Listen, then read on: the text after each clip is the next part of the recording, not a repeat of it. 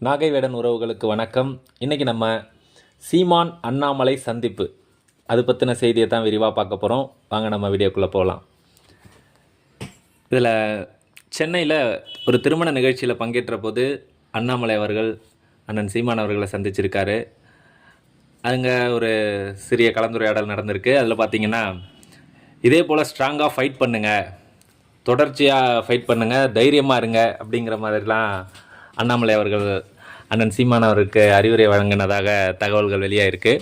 அதற்கு பின்னர் நடந்த செய்தியாளர் சந்திப்பில் கூட ஒரு மனிதன் வளர்ந்து விட்ட காரணத்தால் அவர்களுக்கு இது போன்ற நெருக்கடிகளை கொடுப்பாங்க, மன உளைச்சலுக்கு ஆளாக்குவாங்க.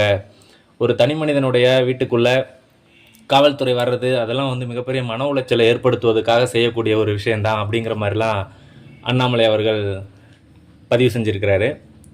இதே அண்ணாமலை 2024 தேர்தலுக்கு பிறகு நாம் தமிழர் கட்சின்னு ஒன்றே இருக்காதுங்கண்ணா அப்படின்னு சொன்ன அண்ணாமலை தான் இன்றைக்கி அண்ணன் சீமான் அவர்களை பார்த்து தைரியமாக ஃபைட் பண்ணுங்கள், தொடர்ச்சியாக ஃபைட் பண்ணுங்கன்னு சொல்கிறாரு.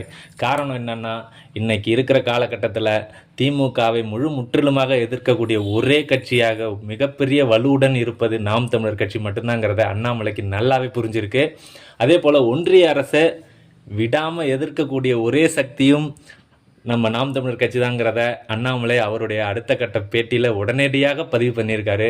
பாஜகவுக்கும் நாம் தமிழர் கட்சிக்கும் நேர் எதிராக கொள்கைகளில் எதிர்ப்பு இருந்தாலும் தனி மனித தாக்குதலுக்கு நாங்கள் அவருக்கு ஆதரவாக நிற்கிறோங்கிற மாதிரி தான் அண்ணாமலை அவர்கள் பதிவு பண்ணியிருக்காரு.